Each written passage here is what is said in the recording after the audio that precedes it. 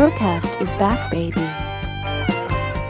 This BruCast episode is brought to you by the BruCast Store. Explore a store filled with awesome goodies from hoodies to t-shirts to mugs. We've got you covered. Stay in style with BruCast. Embrace the shock, set the trend. Visit now bru-cast.com/store. Link below.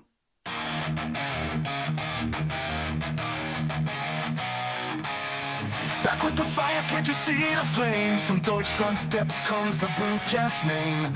Voices like thunder breaking all the chains. Unleash the fury like a runaway train. Alright, hi everyone, welcome back to another BruCast episode. If it's your first time watching the show, make sure to like and subscribe. If you're listening to Spotify or Apple Podcasts, please ring the show 5 stars. This will ensure that the podcast recommend to even more people and allow me to keep doing what I love. BruCast also on Instagram, X, and TikTok, where I upload shorts with the highlights of the show. So follow now, BruCast on Instagram, X, and TikTok. Links in the description below.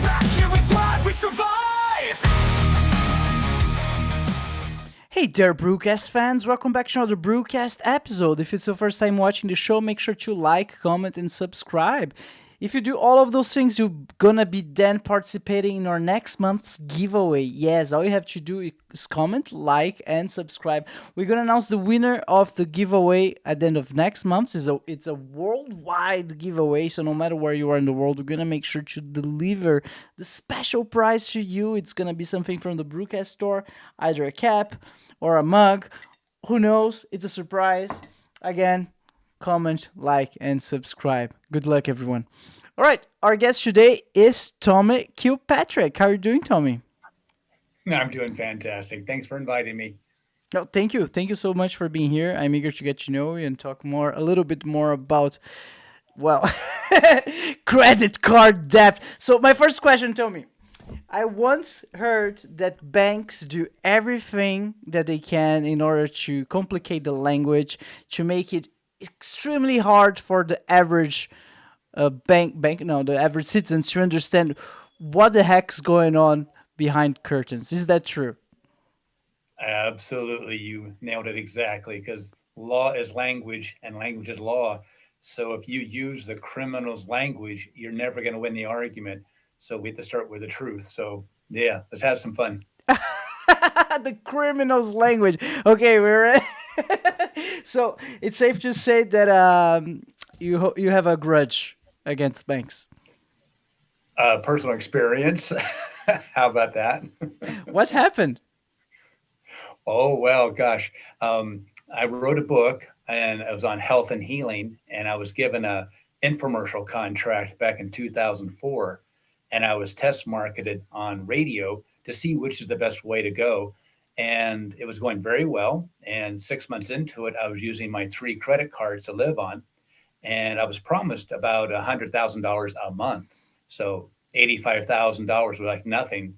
And then one of the talents got in trouble with the FTC. He made some claims and the government came down hard on the company, and my contract was terminated. And I was left with $85,000 of credit card debt. That sounds fun. Yeah. A lot of fun. Yeah, it's put me in a little bit of a depression, also thinking I was going to be a millionaire, and all of a sudden that was pulled out of the rug was pulled out from underneath me. So about a month later, I woke up thinking about my dad being a CPA. That's a certified public accountant. And I actually looked it up in Germany. They call it a WPK, Richtschaftsprüfer. I did not pronounce that correctly, but there's a certified public accountant in Germany, and they call them a WPK. So I was studying to be a CPA, a certified public accountant, but I never got the credential, but I did the work of one. And I realized the bank does not have an invoice. So no invoice, no debt. And then I have a memory, and in my accounting classes, we'd studied banking, and we had a required reading of the Modern Money Mechanics. And in there it says banks accept a promissory note in exchange for writing numbers in your free checking account. So since I didn't sign a promissory note, I didn't have a loan. But if you use the card, you have the terms and conditions that you have to apply, that you have to conform to. But by knowing the law, fraud undoes all contracts. So I do not have a contractual agreement with the bank. So I sued them in federal court in Los Angeles. Oh, you have you have some courage, man. You sued the bank. How that But go? What happened? Well, I saw a guy on YouTube talking about how easy it was to file a lawsuit. The judges are so accommodating and so friendly to you and so happy that you're in there and you're a pro se litigant, so they have a lot of compassion for you. And I didn't find that to be the case. I the case was going along. I thought going well. We're going to do a deposition. So a bank employee was going to have to come to my office and swear under penalty of perjury that I have a debt and that they have an invoice. I asked them for them to bring an outstanding unpaid invoice. I asked them to bring the certified copy of a promissory note, which I know they don't have. And I also was asking for an affidavit of debt. Someone in the bank, a live person, has to swear out with a notary that prove that who they are, that there is a debt. And all of a sudden, I got called into court. And my father-in-law was an attorney at the time and a judge, and he told me that that's very unusual. Judges only want to know about, hey, how are we progressing? Are we going to set a date for trial? But he called me in. I walked in, and the defendants were not there. The banks were not there. And he said, Mr. Kilpatrick, do you have a credit card? Well, let me start at the beginning. Oh, we'll start at the beginning a little later. Do you have a credit card? And I said, well, it started off as a gift card. A gift card? Pull your card out. So I pulled my card out. He said, what does it say right there? Credit card. You're an idiot. Get out of here. So he dismissed all three cases. Oh my God. Yeah, yeah. I for the longest time ever, I did not have a credit card. I just couldn't see the appeal of it, you know? Like, why would I have to borrow money if I don't have the money to begin with? Like, what's the catch? It doesn't sound safe. There must be some catch. So I think I just created a credit card, 3 or 4 years ago, out of necessity, because I needed to book like a flight. But for the longest time, in my mind was like, why would I need one?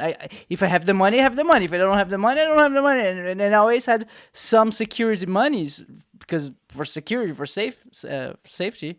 So yeah. Yeah. So, Bru, let me ask you and your audience a question. And it implies to me too. Is it possible that you have been lied to, indoctrinated, and brainwashed? Is it possible? And includes me too, but do you say it's possible? I honestly don't know, man. but You don't know? but for the sake of conversation, let's say yes, yes. Okay, yeah, Okay. it's possible. All right. So we've been lied to. We know what a lie is, but what happens if it's generational? What happens if your parents teach you a lie and you're brought up to thinking that a credit card's a credit card and their parents had a credit card? So everybody knows that it's a credit card. And if you don't question it, then you have been brainwashed. So I'm not here to insult your audience or anything like that, but I'm saying if you just question it, then you're no longer brainwashed. So mind is like a parachute. It only works when it's open. So I'm asking your audience to be open and to add one word, and that is alleged.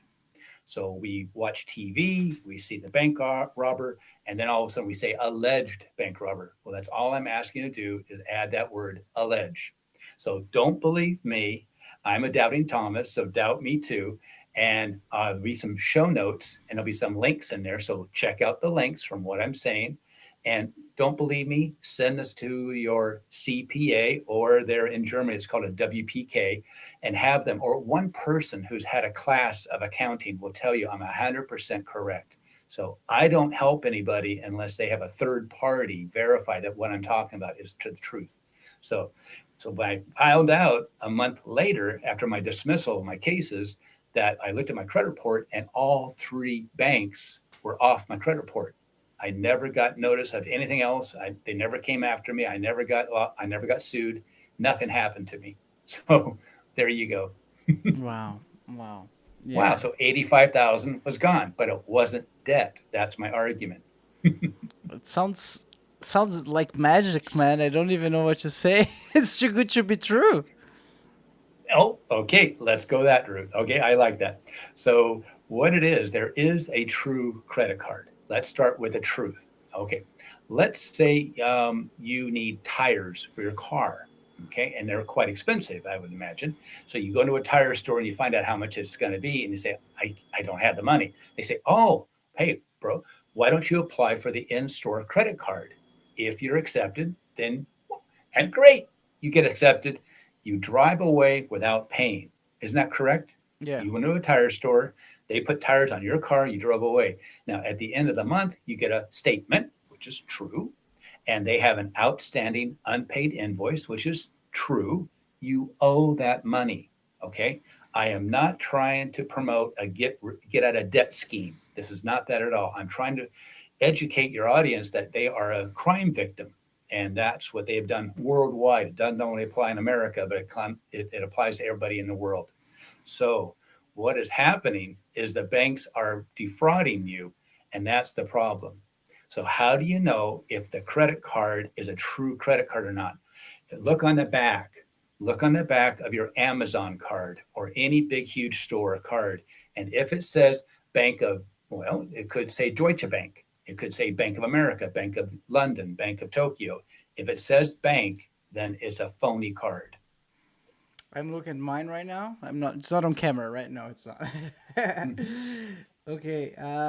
Mine says if you found this card, please contact the bank. Blah blah blah. There's my signature, the secret code, and that's about it. Yeah. So what the This would be right. So the front says it's a bank, right? Some bank credit card. in the front? Yeah. But I just Yeah, yeah, I described the back just for context. right. So on an Amazon card, it's going to say Amazon on the front. If Yes. it's a store card in somewhere in Germany or anywhere in the world, if it's a store card, look on the back. And the back, if it says issued by a bank, then you know it's a phony card. If it doesn't have that and it's a true merchant, then you owe that money. So this is not a way of getting out of car loans or auto loans or any kind of a personal loan where you put up some collateral. It's not that way at all. This is only for bank issued alleged credit cards. Yeah, there you go. You see, it's too complicated. It's too sketchy. You mentioned the terms and conditions earlier, and social media apps they do the same thing. They put so much stuff in there that will take you ages to read and understand everything. In my opinion, it's borderline. It's illegal. It should be illegal what they're doing. Because I don't know if you're aware of this, but iTunes back in the day, they even included in their terms and conditions that you're not allowed to build a nuke using our software. Like, why would you even put in there? Like, it's insane. It's the whole thing is crazy. But they have you, if you don't click agree, you don't get it. Yeah, So they don't give you an option. I want to disagree with that. I want to disagree with this. They don't give you that option. Either it's a whole package or nothing. And the way the companies are doing these now, they don't even tell you because you don't even know what you're doing wrong on YouTube. You get deplatformed. You get censored. Where's the criteria? They won't tell you. You just got to figure out yourself. yeah, yeah. It's horrible. I think Steve Jobs once said that the correct way of doing terms and conditions are like a few lines, and that's it. And he died, so I think he could not implement this vision to his products. But I think that's the way of doing it. I don't know how this would reflect in terms of legality and courts and how Right. people sue each other, because at the end of the day, those terms and conditions they exist for a reason, so the companies can protect Sure. themselves against liability, right? Oh, sure. And you can't sign away your rights either. So sometimes you have someone say, "You don't hold me harmless." That doesn't work here in America. They seek right through that. So that's where you have the agreements as a meeting of the minds. That's what the judge is going to say. Was there a meeting of the minds? And what you're saying is they covered all the material. I didn't have a meeting of the minds. So in one sense, you can argue that, but what's the point? But what the point is on this is that even though in the show notes, I have the Supreme Court ruling that the fraud undoes all contracts, this is true in every country because the courts are not set up for criminals. Criminals can't take their victim to court and to further perpetuate their crime. Let's say you did a loan and you didn't know they were a loan shark. They said, "Hey, you want to borrow some money?" Sure, but now they're charging exorbitant rates. But the courts are not set up for the criminal to take you to court and say, "Judge, he owes me $1 million. He signed his contract. I only loaned him 10, but he owes me this much money." The courts are not set up for that. So they will have that same provision in every country that says fraud undoes all contracts. Is there a bank that you would say does it more like does it right or more fair than other ones? And what I'm arguing about and what my book's about is that it's the bank issued alleged credit cards. So they're all criminals. They are all. And so, yeah, Oh, man. they're called banksters. They're called banksters for a reason. Really? So I'm not native. What do you mean by that, banksters? It's like we use that to like a criminal, like a robber or a bankster. So it's like kind of like we put it in a criminal back into the mob kind of wording. We use a slang word. So we'll Really? call them banksters as a criminal. Oh my god. Yeah, this doesn't sound right. Doesn't sound good. Have you watched Harry Potter? Do you remember the scene where they go to the bank and like all the banksters, they're like ugly short goblins and like they're always muddy. I mean, I don't know. Maybe J.K. Rowling had some bad experience with banksters as well. I don't know. Well, we have some time. Let's talk about your history being Germany and the Rothschilds. Oh. Rothschilds in German means red shield, if I'm right. That's what I've read. Hmm. So they had a red shield out in front of their business and they were goldsmiths. So you would bring your gold to them and they say, "Yeah, it's worth this." And they write out a receipt for you because it's a lot easier handing a piece of paper to somebody than having this gold that's not stamped and not put in a coin. So how do you know what it is? So Rothschild said this is worth this much money. So you take and you maybe buy a house or something like that, or you buy a boat and then you go off. Well, what happens to that receipt when the boat sinks? Well, the Rothschild has your gold. So if you want to become wealthy, what you do is you go the route of the goldsmith because that's where all the gold is. That's where the money is. So you keep accumulating more and more money. So what happened is that the Rothschilds loaned money to France, who wanted to fight England. And then he went to England since they were going to go to war with France. They needed money, and he loaned them money to fight France. Both had to have an agreement that if they won, they had to pay the other side's losses. So if England won, then they would have to pay France's debt. So he had them making money on both sides. Oh my At the god. battle, yeah. So at the Battle of Waterloo, we now know that England won. So what happened is Rothschild had his spies there. They went through all the barricades, all the borders very quickly, got to London and told Rothschild that England won. So the next morning, he shows up to the stock market and he starts selling British bonds. And they're watching him selling. He's selling all of his bonds at any price. He doesn't care what the price is. And so the other traders see him and they go, "Oh my gosh, France must have won the Battle of Waterloo. He knows, he's got inside information. So I'm going to do what he does." So they all started selling their British bonds and it got down to the very bottom. And then that's when Rothschilds bought it all up cheap. And at the same time, he was selling his French bonds to all the suckers who thought France won and that's going to become valuable. And that price went way up. So he made money selling on bonds that were basically worthless. So since then, every war has been a banker's war. And even in the American Civil War, President Lincoln went to Rothschilds and they said 34%. He went 30. I'm not going to do a 34% interest rate. I'm just going to make my own currency. So that's where the North had created their own dollars without an interest. But then in 1913, we passed a law illegally, some people say, and I agree, that we authorized the founding of the Federal Reserve, which has nothing to do with the federal government. like Federal Express has nothing to do with the federal government. They use the same word to trick people into thinking that way. It's a private corporation organized in Puerto Rico.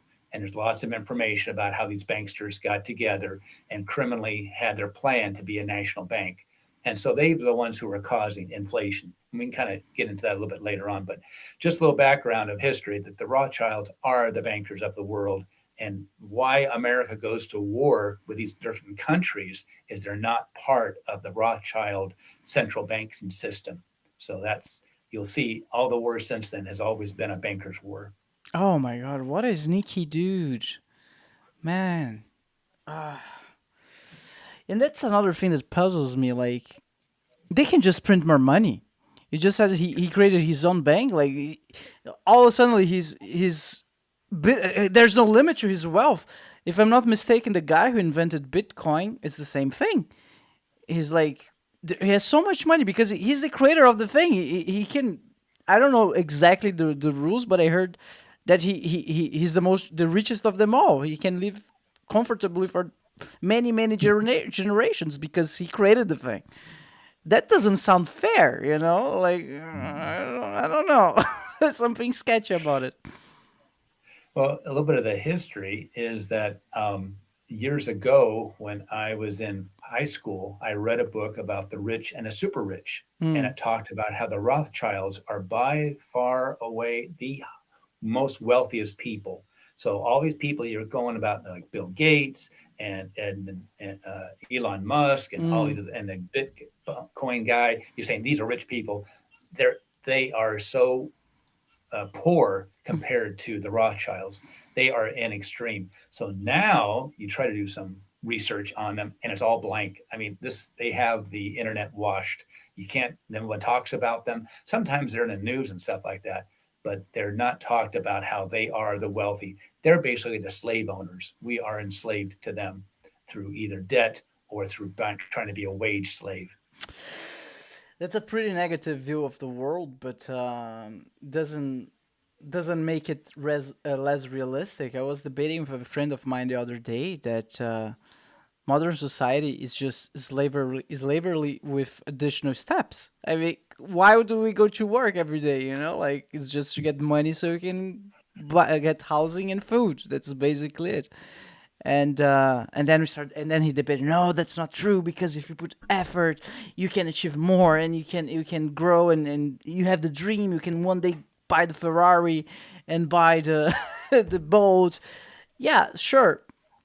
There's escape route, but the way to quote unquote escape it is not known to everyone. You know, it's tricky.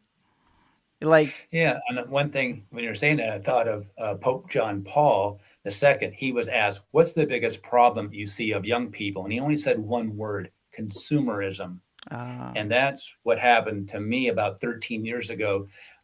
We men make the money, the wives spend it, and it was never enough. I could never make enough money for her. So 13 years ago, she said, "Get out and take the dog with you." And so I became homeless on purpose. And I also had a vow of poverty that I had for about 10 years. So I traveled the United States not having a home or to have any basically money. And I relied on people, not in a sense of charity. I didn't take that. It was always an exchange. I did something for them and they exchanged. Like there's a thing called couch surfing. I never heard of it until somebody said, "You ever heard of couch surfing?" But there's a website that people let you sleep on their couch. And so I did cash on one place. Then he told me about woofing. And I said, "I've never heard of woofing." It's WWOOF, Worldwide Opportunity Organic Farming. So there's websites and it's all around the world. A farmer will let you stay there and they'll feed you if you do work for them. So that's how I got to be across the United States and then end up here in the Philippines was through woofing. So I stay on farms. I teach the farmers how to build a dome house with bamboo, vertical gardening. I'll be opening up free medical clinics for them here too. So this is where you can start breaking off and not be a slave and start to be a sovereign in an enslaved world. So that's where you can have your little bit of a freedom or your liberty. oh, that sounds wonderful. We had Elizabeth Bruckner yesterday on the podcast. Yesterday, 2 days ago, she is a homesteader, and Oh, you heard about the term. And she was describing to me for the first time, for context for those listening, she basically grows her own stuff at home, like, and she also goes to the farmers market, so she's spending more time cooking herself and doing things with her hands. And she was just describing how much this reduces anxiety, and it just gives more joy to life. And I was talking to her, yeah, that sounds the correct way of living. Actually, isn't that how many humans lived throughout the generations? Yeah, it sounds about right. And now you mentioned woofing, like, there's some there's some touch to nature that I think most people living in big cities, they lost it. And in my opinion, that's the source of so much anxiety and so much stress. We all need some type of connection to nature. And you found woofing, right? That's amazing. Yes. Yeah. And there's hundreds in Germany. So all I gotta do is Really? get there. And once I get there, I don't have to worry about a hotel room. I would already have it arranged that I could get to the farm, or the farmer would pick me up at the airport, either way. And that's what happened here in the Philippines. So I knew nobody in the Philippines. So I landed in Manila because I knew the farm was near there. And we made arrangements. But a typhoon was coming, and he says, we get the brunt of the typhoon. So don't come here right now. Wait a week. So I enjoyed Manila, and I was in a very nice hotel with air conditioning, and it cost me about $19 a day, and that included my food. So I'm on pension, so I live very well here in the Philippines. So then about a week later, I was taken to the farm, and I lived there for 6 weeks, and I had jungle on this side, jungle on this side, jungle behind me, and what was in front of me was a Philippine sea, and I could see the storms coming, then the wind, and then the rain, and then sunshine. So it was a beautiful place. And so I taught them how to build an 8-meter dome with bamboo. And so the idea is that they're going to start selling kits. So I want to leave behind the knowledge, but then they can make money at this. So when the kit it comes to the job site or wherever the home site, there's no tools necessary. It's only zip ties. So a 8-meter dome can be put up in 4 hours by one person. It only can take one person. But if you have four people, it goes up a lot faster. So when you have a storm that wipes out your house, within hours, you can have your house rebuilt. And so I went to Manila, and then I've come here where I'm staying here to another island. And that was another farmer. And he teaches people how to build mud houses. And I stayed at his resort for 3 weeks. It was phenomenal. You wouldn't even tell these houses were made of mud. And so I learned how they process the clay and all the kinds of things. And then my idea, the bamboo is perfect because then you cover that in mud and you got your houses set up really quickly. The problem is they don't have very good internet. And so I had to forego a lot of interviews I had set up. So I came across here to Iloilo so I can actually have good internet so I can have these podcast interviews. So the money I make from this is going to the charity work I do here. Yeah, that's wonderful. That's wonderful. The internet's pretty good. I have guests from time to time from Germany, and their internet's worse than yours, man. So that's pretty good. But but again, tell me, what about the dream? What if you want a yacht? What if you want a Ferrari? Like, the way you're living uh, sounds very fulfilling, but at the same time, I don't see how would you achieve those pleasures that only the ultra rich would be able to achieve. In some ways, you're abdicating of those things in order to get this simpler, more fulfilling life. Yes, on the one side, it's very simple. I don't have to worry about rent and all that kind of Yeah. stuff and a mortgage. And if you look at the word mortgage, it's mort means death. So when you say you have a mortgage, you have a death sentence. So Mm. that's a loss, very poor thing to ever have. And so I'm here to teach these Filipinos how to get land without any money. So there is ways of creative financing that someone is desperate to sell their land. Well, you work a deal out. If they're not desperate, there's no point in talking to them. But there's somebody that has to move some land. So right now I have my eyes on a piece of dirt right across the street from the hospital in this one town that I have a fiance now, and her family works at that hospital. So we're going to plan to take over that land. How? I don't have a penny, right? but there's ways of obtaining usage of it. It can be a rent to own or something like that, lease to own, things like that. There's different ways to make them a partner for a while. So we have this land and we're going to build the structure with the bamboo and the mud. And in the beginning part over here is going to be the pharmacy, and over here is a restaurant. Upstairs is going to be medical offices and my clinic, my free medical clinic. And above that is going to be a hotel where people want to visit their loved ones in the hotel, in the hospital. They lay on the floor. Well, if they don't want to lay on the floor, they can walk across the street and they at least have a bed to sleep in. So that's the plan. And that's going to be the wealth that's going to be generated. So the fastest way to wealth is through real estate.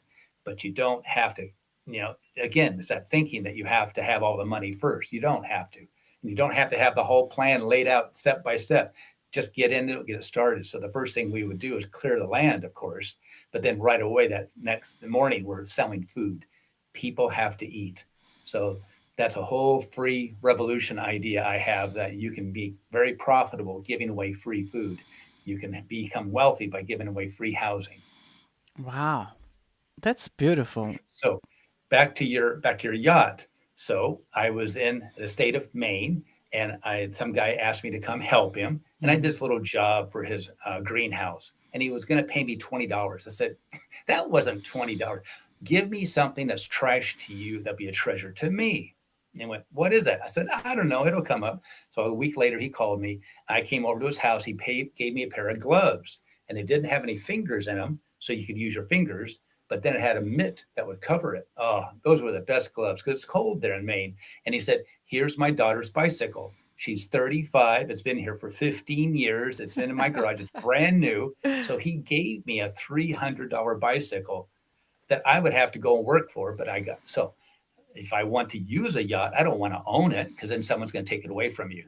So someone else can own it. I just like to have the use of it. So I would work a deal out to, well, do you need a transport from here to there? I used to be a commercial diver. I've been on the sea for many, many years, so I know how to drive boats and stuff like that. Do you need to move from here to there? Well, there's always ways you can work it out. So barter is, cash is king, but barter's smarter. Love it, love it. Yeah, and I just saw a picture, I think today on Instagram, from Leonardo DiCaprio.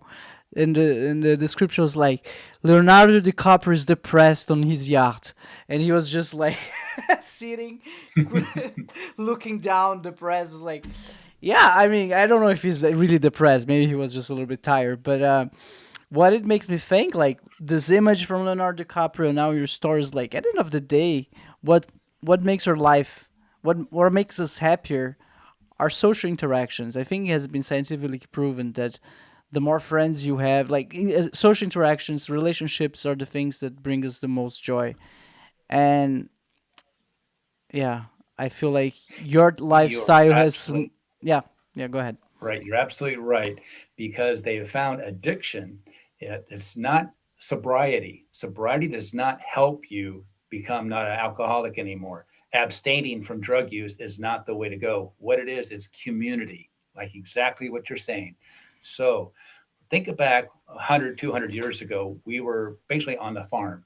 Mm, And what happened is that we got turned into a currency dominated economy. And that's why I want to draw a distinction.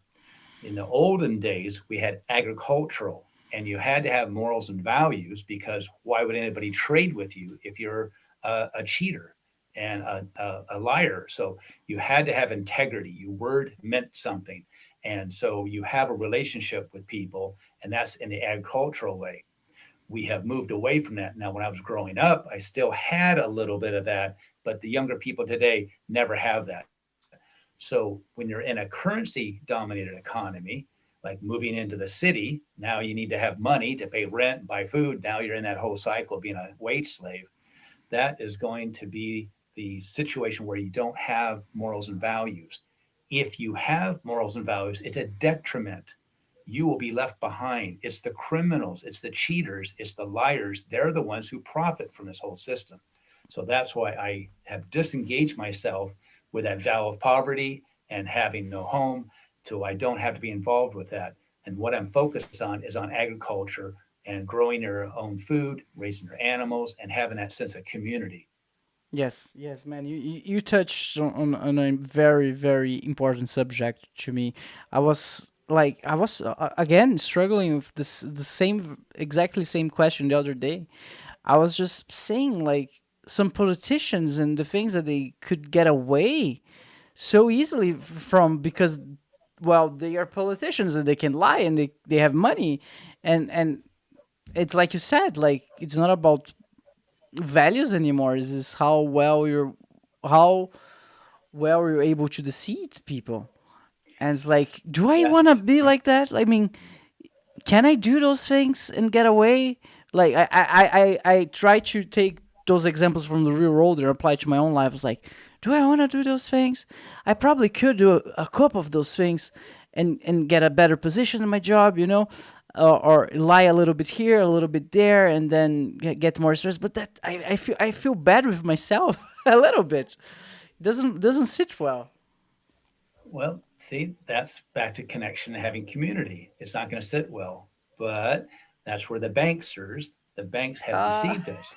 So back to the credit card. So there are true credit cards done by a merchant, but we have to agree that the bank never did a service for you, never provided goods for you. So they don't have an invoice. So if we can agree that the bank does not have an invoice, there is no debt. But now you say, oh, they loaned it to me. Okay, let's go that direction. So when you have no money and you go into a bank, you want to come out with money and not with a gun. And that's done with a loan. So let me ask you a question, Bru. If you apply for a loan and the bank turns you down, do you still get the loan? No. No, no, you're turned down, go away. You don't qualify. But if you do qualify, you have to go into the bank and you fill out loan documents. You have to prove you have an income. Because if the bank is brought into court, the judges can say, you're loaning money to people who don't even have an income. That's predatory, right? So the bank has to have you prove that you have an income because how are you going to pay the loan back? You also have to have collateral like a house or a car, or if you do a personal loan, your yacht, like you had just said. So then you also have to have a credit report to show some history, and your credit score determines your interest rate. And the last thing you sign is a promise to pay it back. If I give you something and I don't ask you as a loan document, if I don't ask you to today loan and you don't sign a loan, it's a gift. So when the bank gives you something, it's a gift. But if you sign a promissory note, that's when they got you. And that's in a second a link in the show notes. Is there's that book called Modern Money Mechanics, and it says what banks do to make a loan is they accept your promissory note first, and then they write numbers into your bank account. So this whole thing about the banksters and inflation is what's happening. So you type this up. In the US, they have 1776 to present, the inflation rate, and you'll see it flat for from 1776 to 1933, because when you take money out of someone's pocket and put it in a bank, and you take that money and put it in someone else's pocket, it's a balance, it's an equal. Now, what happened is that in 1933, it's straight up. And so what happened back then, I believe the Federal Reserve Bank created the depression on purpose. It is documented that they did raise the interest rate and they did choke it off, but they never tell you more. So what happened after that is other weaker, smaller banks failed. They bought them and they consolidated. So it's only at that point did the Federal Reserve have control of the banks in America. Once that happened in 33, that's when the fractional banking system happened. And that's when you sign a promissory note and they write any number. They can do a $500 credit card. They can do 5,000, $500,000, $1 billion. It's just writing numbers into your free checking account. And once you have money and you spend it, there's the inflation and straight up. So that's what the bankers are doing. By doing this fraud on you, they're creating inflation that we're all suffering from. Damn. And this doesn't seem to be slowing down. Like, oh, I think I lost my camera. Oh, I'm back. So, it doesn't. There's no signs that this is slowing down, right? Every year I hear, oh, the inflation got up, raised even more and more and more and more. Like never goes down. I don't think like the governments wanted to go down. I saw that in the US apparently now the president said regular citizens can just deposit some of their personal money into a random bank account to lower the national debt. I don't know if there's anything to do with the inflation. Are those things connected? Oh, yes. Yes. It's exactly what you're saying. This is on a purpose and a reason. These things just don't happen. And why does everybody, you're brought up to say inflation always happens? Inflation's good. No, it's not. To give you an example, I had married a nurse, and in the beginning, she had a student loan that was $100 a month we had to pay. She started off at $15 an hour, so it's about 7 hours of her work. A couple years later, she got some more skill and was being paid $25 an hour. So it only took her 4 hours to pay the loan back. So if you know that there's going to be inflation, if you are the Rothschilds and you put your employees in office, political office, and you hire them into the Federal Reserve, and all these people are working for you, you want inflation to happen. Because then what you do is you borrow money now, knowing it's going to be less valuable. You're going to get more money later. So you're going to pay back that loan in cheaper dollars. So the whole thing about buying real estate, you know it's going to be higher priced in the future. All you got to do is wait and you'll get more money. So there is a purpose for the inflation. And it's detrimental to all of us working people because I used to work at UPS and I was a Teamster and we had a very good contract. I was paying $11 an hour, but every 6 months we got a COLA, cost of living allowance, but it was always behind. So we're never caught up because we're the schlubs in the back just working. And if you look at this website, it's called Priced in Gold. So it's past tense, priced in gold. And you look up wages, and in the US wages, it peaked in 1970, right there. So in 1970, and you scroll down a little bit there and you'll see the charts and it'll say US wages. And you'll see it peaked at the number 3 in 1970. Then what happened? Today it's 0.3. So that means 1/10 of what it is. That's why it's going to take 10 people to work to make what that guy made back in 1970. So when you have the women's movement and you bring all these women out of the household to work, they are now competing with a male job and brings the prices down. When you bring all this illegal immigration in, that's also going to lower the wages. So that you'll see is what's going on with that. Also look it up on the Dow. There's the US wages, but you also look up the Dow and you'll see the Dow Jones Industrial, we peaked in the year 2000.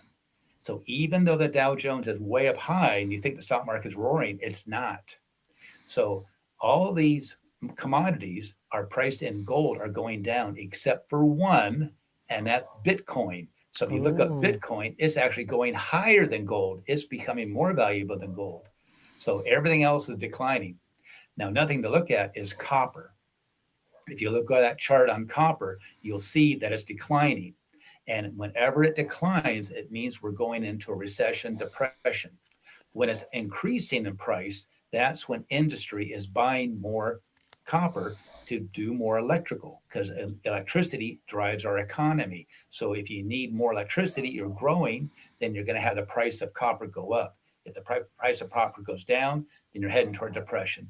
And back to that Dow Jones, we've been in a depression since 2000. This is 25 years of a depression that you have no idea that you're in. And that has nothing yet. When this thing bottoms out, we're going to lose about 95% of the stock market value. So you figure 5% of 40,000 is about 200. So when the Dow hits 200, that's when I'm going to be buying stock. Oh, wow. Because everyone at that point is going to tell everyone, because it's always groupthink and that whole group mentality, that the depression's coming. No, we've already lived through it. It's done. This is the bottom. This is the lowest point you can go. You can only go up. And that's, again, knowing how cycles work and how moods, and it's all emotions from optimism to pessimism. We are in a pessimistic period right now, and it hasn't bottomed out yet. You heard here first, folks. Buy Bitcoin, buy gold. No, I'm joking. This is not a financial podcast. I'm not responsible for your investments, everyone. Uh, but yeah, I mean, honestly, I don't think we need a lot of charts to conclude that the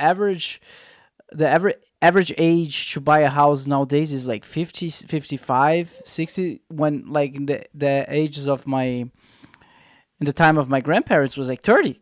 It doubled. I mean, you'd Right. be 6 years old. The average age to buy a house. Like what? What? There's something wrong here. Like we are in this long-term depression that you mentioned. It's just so. When do you think it's It's gonna? definitely, When do you well, think everything gonna explode?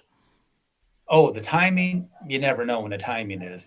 I lost $100,000 trying to short the stock market for 10 years. And I thought at 3,500, it was way expensive. I never thought it was going to be 40,000. So I went to Chicago and watched where my commodity money left me. So I've done a lot of investing and lost a lot of money. So it's by far better where you own land. And so if I can get a piece of property, I can build a free house with bamboo, with wood, with other material, with mud, so I can have a structure of a house that doesn't cost me. Think back about 200 years ago, you got married, but you always had a nest first. Look at what birds do. They build a nest first before they mate. So they got to have that first, and then that's where they raise their young from the nest. We've gotten away from that. So back years ago, there was a big house that you all lived in, and then you and your wife moved out and they got your little cottage there and you built it on the land. So you built your own house, which I have seen Filipinos doing here. They're building their own house on land of their family. Then, when the older folks get too old and they need more care, then they move to another house. And the families that are growing that need more space, they move into the big house. Or the family stays all together, stays keep adding on to the house. So I have a whole idea of in the state of Maine, which is particular because in Maine, that has the oldest people of the United States live in one state is Maine. And most of those people own their house. They don't have a mortgage. But the problem is these little old ladies, and I say it affectionately, are living in a house, and in winter they're cold. They have to hunker down. They only live in 2 or 3 rooms, the kitchen, bathroom, and bedroom, and basically a living room is their bedroom. And so they are hungry at the end of the month because their food stamps run out. They're not being taken good care of. They're abandoned by their family. They're looked at as garbage, as that most older people are looked at here in America. So I have an idea that I would bring 5 of them together and build a one big house or buy a big house, and they live in there for the rest of their life. But who's going to take care of them is a Filipino family. So that's why I'm here in the Philippines, and I have a fiance who's got family that are nurses. So we're going to bring them back, and then they're going to stay and take care of these 5 little ladies. But instead of having one social security check of $2,000 that they just can't make it at the end of the month, I have 5. Now I have $10,000 in a condo. So we actually convert this into a condominium. They own their own bedroom in this big house. So 2 of the 5 houses I sell to build this new or buy a new house, a bigger house. We want to upsize, other people want to downsize. The other 2 or 3 houses can be rented out. And so now thousands of dollars can come in. So there could be $8,000 a month that these 5 little ladies can spend for the rest of their life. Every month they'd spend $8,000 going on vacations. So we have the food stamps, we have the food pantry, all their food's covered, and their medical is covered. So it's a great way of then owning, because once 3 of them pass away, that big house is now owned by the Filipino family. They've been paid all along by this, but then they also get the benefit of the house. And the other 2 houses are part of a what I call a limited partnership, and that's where we can benefit immensely by helping 5 little ladies have a wonderful life. So that it costs them nothing. It costs the little ladies nothing. If they don't like this, they want to move back to their house, go back to your cold house that's fallen apart, you can't take care of, or stay here. So once they experience the good food, the care, the medical care, and the brand new van we drive them around in, and vacations, and the artistic things we bring in, the music we bring into them, and arts and crafts, it's just going to be a wonderful life. So they're not sitting in a wheelchair drooling watching television like a typical thing, and we're not uh, government sponsored at all. So that's my idea of how we can bring our community back together again. Now, for the little old men, come to the Philippines. Women will love you. And your pension will go so far, you'll live not like a king, but you'll live very well. Well, I wish you good luck, Tommy. But like some of those old ladies, they like their old houses. I don't know if you can convince them all. Good luck, though. But the way I see it, you are like in the real estate business. Not, it's like McDonald's. McDonald's, as far as I know, they buy the land first, and then they build the fast food chain, the building on top. That's their thing, the real Yeah. estate thing. And that's what BlackRock is also doing, buying the entire world. Like that's why they have so much money. You got a point there, man. If you want to make money, you need to get into real estate. In Berlin, oh, it's okay if I share a quick story. Sure. So I lived in Berlin for a couple of years, right? And for those who know, you know. For those who live in Berlin, you know, there's a housing crisis there. I call the house hunting madness. I had to go through the house hunting madness twice during my life, and it's exactly what it is. It's madness. I just gonna give one example of one house sightseeing that I went in the height of the pandemic. I was me and my partner at the time. Trying to find the location, we were like, where is it? Where is it? I cannot find it. And then we just saw from far away, like a line going around the block with 100 people waiting to go up the building to see a small flat. And the thing is, because it was during the pandemic, it's like big gatherings were forbidden, and we're just, what's going on? Should we stay in line? We stayed in line, and we got up, and it felt like a dream. It was insane, like 100 people going up, touring this small little room, and then going out. And in our way out, we just start hearing the sirens and the police cars approaching, and everyone started running. I felt like an illegal, even though I'm not, just because we're trying to look for a house in Berlin. Apparently, there's this company in Berlin a few companies in Berlin who bought basically all the flats. They charge whatever they want. There's a lot of illegal things going on in there. If you want to get the spot or not, you can pay a little money. It's not normal. It's not, in my opinion, that's not okay. Like that, there must be something to prevent that.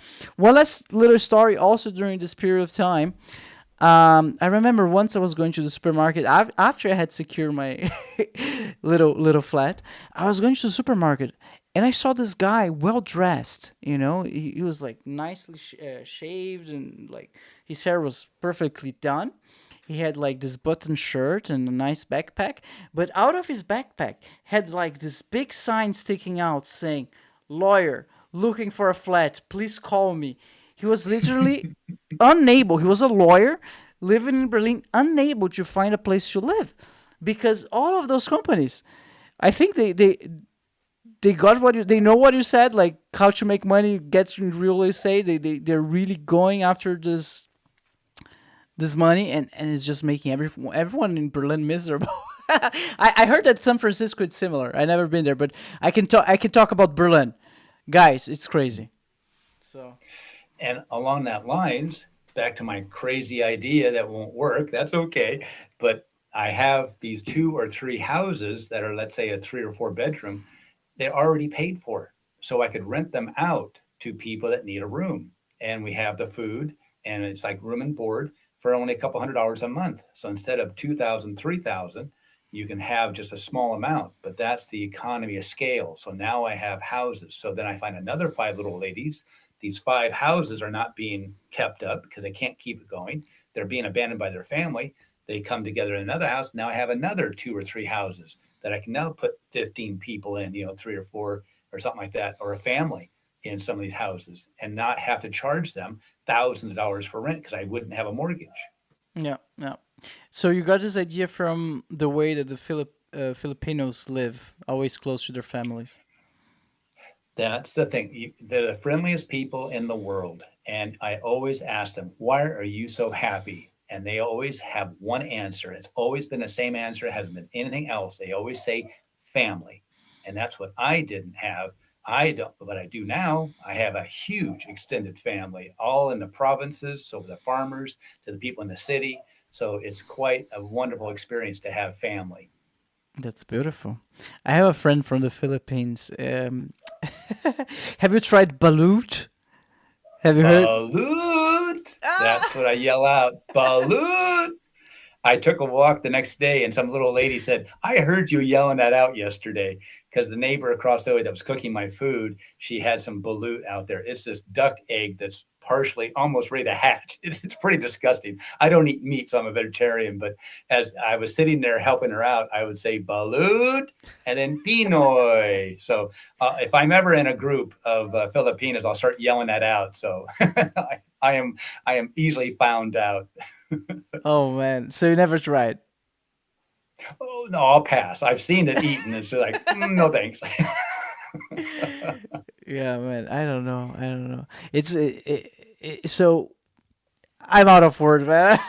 I'm just thinking about it. So for those who are just listening, it's what you said. It's basically like this unhatched little chick, and it's basically feathers, it's that's it. feathers and bones. Yeah, man. They must have a very strong stomach. Tommy, going back to banking and interests, I recently talked to a guy who said that his whole life savings is all invested in a single fund. No, not a fund. How to say it's an account Mutual fund. mutual fund that gives him some interest every month. And Yeah. he said he achieved financial freedom through the amount of interest that it generates him every month. I was like, "What are you talking about? How much money do you have in there?" He didn't tell me, of course. It was like, It's private." But I started researching and doing the calculations for myself. You should be almost a millionaire to have some interest worth living out of. Would you say that's a good Yes. strategy? Well, it depends on where you are at. So, what I believe that we're going to be happening is what's happening in China is deflation. Their whole economy is falling apart. Once those tariffs kicked in, their factories are all shut down. The malls are empty. The streets are empty. They have homelessness all over the place. They have millions of college graduates that are looking for a job that just don't have it. The countryside's empty. And even though there's a dispute about this, I think that there's only about 400 million there in China. They don't have the 1.4 billion. And that's done by salt. So when you see how much salt is consumed, you know the population. Also, about a huge number of their kindergartens and elementary schools have closed. So you can see how many children they have and things like that. So it's been a big lie that they have 1.4 billion. They maybe had 7, 8, or 100 million, but this COVID thing has really taken a toll on them. So they're not the big powerhouse that we thought they were. But back to your question about the banking and stuff. So I don't see, I see deflation happening here. And so the best thing to do is put your money in cash. I know it's not a popular thing to do, but if you have cash that's been considered trash, it's just a contrarian viewpoint.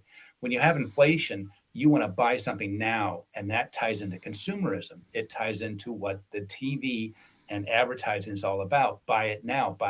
So it creates in your mind. So you get rid of that money because it's not going to be worth anything, and you'll be paid more later on. Now it's when in China they're seeing that don't buy it now, wait tomorrow, and it'll be cheaper, and it's cheaper, and it's cheaper. So we're going to be going through a deflation around the world once we hit this at the proper time. I don't know. You couldn't have predicted in China 2 years ago, but now it's happening everywhere. In China is that deflation. So your dollar will become king. So I would suggest to keep it in cash, short term uh, treasury and stuff like that. But that's very short. I couldn't trust the government. So it's really impossible to predict those things because I think at some point you mentioned that those things are like cycles, right? They repeat themselves. Right. So isn't So there an a average pre amount of years between them? well, yeah, a prediction means you speak it before it's going to happen. It's a forecast. It's like the weather. It's going to be summer. It's going to be hotter this year, this season. There's La Nina and El Nino. and stuff like that. There's warming and cooling trends. So it's more like a trend. And that's why I see that we are in a depression. We still got a lot way more to go, but we've got to bottom out everything.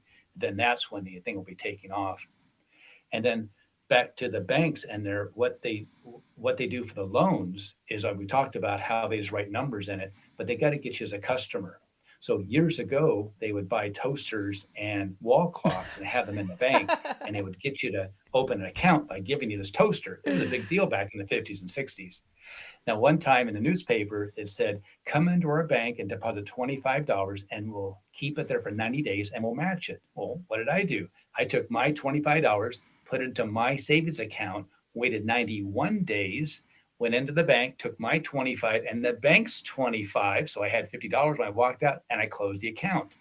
Now, let me ask you a question. Was that illegal or did I rip the bank off? I would say you ripped the bank off. Yeah. Okay, you would say I ripped the bank off, but the bank said if you come in and deposit it for 90 days, on day 91, I took my money and walked out. Well, is that immoral? Yeah. Some people would say, yes, it's immoral. I don't think it's immoral at all because the bank said, do this. I did it. They paid me and I walked out. So I enriched. So in my show notes, and the fourth link, there's a guy on YouTube that says, do this. I've made $361 so far. I'm saying that's nothing. The banks gave you a $500 credit card to get you to be a customer. So when that card came, you didn't fill out a loan document. It's not a loan. You don't owe them anything. And they sent you a gift card to get you to be a customer. So what did you do with a gift card? You bought something with it. Okay. So you got a bill at the end of the month. It's not a bill. You have a normal checking account. You get a statement every month. It's not a bill. It shows you what you started with, your deposits, your checks, your debits, and the ending balance. Same thing with your bank issued alleged credit card statement. It's not a bill, but you're a good person. You think you're doing the right thing. It's immoral to rip the bank off. So you write a check for $500 and give it to the bank. Once you did that, you loaned the bank money. Now, most people don't understand this, and that's in the show notes, the very first link. Banks are only about loans. They don't offer you goods and services. So they can't ever have issued you a credit card. They can give you a loan. So if you go in with no money, you come out with a loan. Okay. But when you put money into the bank, you're actually loaning the bank money. And in that show note on the first link, it says that banks cannot take a depositor's money and loan it out to somebody else. That's illegal. So what they do is you are depositing money into your account, and that is your money. So every purchase you've made with your credit card has been with your own money. So the banks do this because they make $23.04 every month on average. So type it up. What's the average person pay on credit card fees? It's $23. So if a bank has 1 million card members, they're bringing in $23 million a month. And what they're doing is making that money off of a free checking account. So they're getting you to deposit money and then you use it because it's your money, but now they charge you interest. So by sending a letter to the bank, asking them to close the account associated with that card, you walk away. And it's not getting out of debt. You're closing your checking account. Okay. You made me feel a little bit better about the whole thing. Before I was like, you're stealing from them. Yeah, but Ask the audience, am I stealing if the bank says do this and I conform to their terms and conditions and I get the benefit? Did I rip the bank off? You might say yes. Okay. That's called a Stockholm syndrome, where you adopt the viewpoint of the criminal. You adopt the person who's abducted you.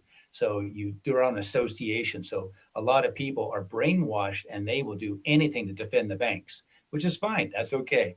So this is another way of just asking a question. Is that immoral? And some people say, yes, that's fine. But if the bank is a criminal, then you're a victim. That's just my point of view. you're shattering my reality a little bit here. Isn't there a No one's quote? ever thought of this. Isn't there a quote that goes the what was it again? History is made by those who won the war. Basically, if you're in power, what you're doing is the right thing. You know, like they made it seem like it's the right thing because you're in power. You can write the rules, so you're gonna protect They're in yourself. power. Yeah. I don't know if I guess this is applied to banks as well. They have a bunch of money. You said that it's a lie that has been perpetuated throughout the generations. So at some point it's just become reality. Right. Yeah. You believe it, that's fine. Now, you're blackballed, right? You're never going to get a credit card because you have to have a credit card. Well, when the wife said, get out, take the dog with you, I did a vow of poverty and I didn't have a house. I still don't have one. That's fine. But I didn't have a credit score and a credit report. So I knew I was coming to the Philippines. And you're right. You have to have a credit card to book an airline. And I had to have a credit card to have a rental car. A debit card's not going to work. So what I did is I applied to Capital One for a $500 credit card, and they gave me, that's the important word, is they gave me a $500 credit card without a score and without a credit report. It's wonderful. Now, how to do that? I was a previous customer. So they had me in a system from like 15 years prior that I was a good customer. That's one of the banks I sued for $35,000. So they will give you a credit card. So I'm trying to tell the audience is that it's not getting out of debt. Close your free checking account. You don't have to pay any more fees, and then turn right around and apply for a credit card. This time, do not get one with an annual fee because you're not going to pay them anything. And if you ever buy anything, you understand it's a game. I'm telling you, this is what's happening. It's your money when you send it in.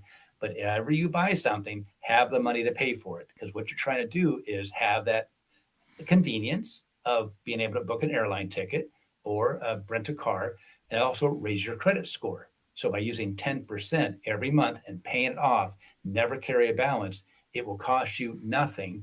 But you do run the risk if what they would say is they're going to lower your credit limit. No, what they did is they confiscated, they stole money from your account. So if you're willing to risk that, then go right ahead. But at least you have your eyes wide open. So people that have $100,000, $1 million of bank issued alleged credit card debt, it just takes a little click off the credit report and a letter to the bank, and that's all you need. All right. Well, thank you for the information. In the U.S., the credit score is managed by the government, right? No, there's there's three big ones. There's about 900 different credit reporting agencies, but they're all owned primarily by the three. And I suspect the banks are owning them because it's to the bank's advantage to have all these errors on the report and to have low credit score, because then that's a higher interest rate. So there are three: Experian, Equifax, and TransUnion. And they're the ones that have these errors on your credit report. So if the bank doesn't remove it off your credit report, all I do is I send a letter to the credit reporting agency showing how it's a fraud. We've already filed basically police complaints about this to the federal and state agencies. So we have that evidence that we have complained about the fraud, and we lay the whole thing out and they will remove it off your credit report.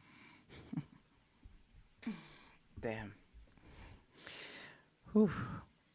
All right, so you're gonna go to the bank right now, take all my money in cash, buy gold, Bitcoin. All right. Yeah. Tell me, there's a lot to unpack there. Hopefully the listeners were able to get some golden information from all of that. I'd like to thank you so much, and as we agreed, I would like to ask you if you have any book, any link that you'd like to promote. Sure. It's called Forgive and Forget. So what it's doing is the bank is going to forgive you, asking for forgiveness from you for the crimes they've committed, and you can forget about it. How to nuke your credit card debt. And that's available on Amazon, sold worldwide. But I also offer a free 15-minute consultation. So if you take me up on that, I will send you my $69 book for free. And it's in the show notes. That's the easiest way to find me is Tommy A. Kilpatrick on Facebook, or send me an email. So it's going to be in the show notes for everybody to look at. Beautiful. Thank you so much, Tommy. You're welcome. It was a pleasure. Guys, don't forget, this is not a financial advisory podcast or just having fun here. Don't wreck your financial life because of this episode. We're not responsible for you. All right. That's about it. Thank you so much, everyone. See you next time. Bye-bye.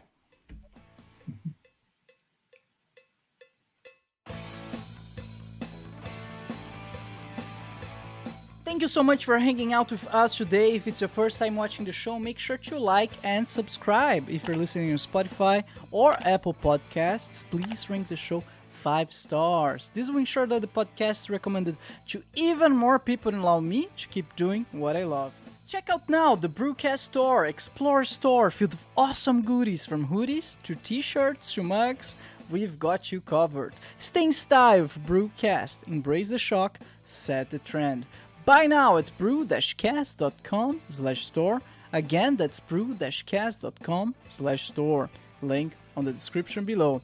Be a BruCast model and get free stuff. We'd love to see how you and your loved ones enjoy BruCast. Snap a picture of yourself, your family, your friends, or even your pets wearing BruCast merch, or watching an episode of the show, and send it to us and become part of BruCast. We'll feature you and your pictures at the end of every episode, just like the ones you're seeing on screen right now. You can upload your pictures at bru-cast.com/contact or tag us on social media. Alright everyone, it has been a pleasure. Thank you so much and see you next time. Bye bye.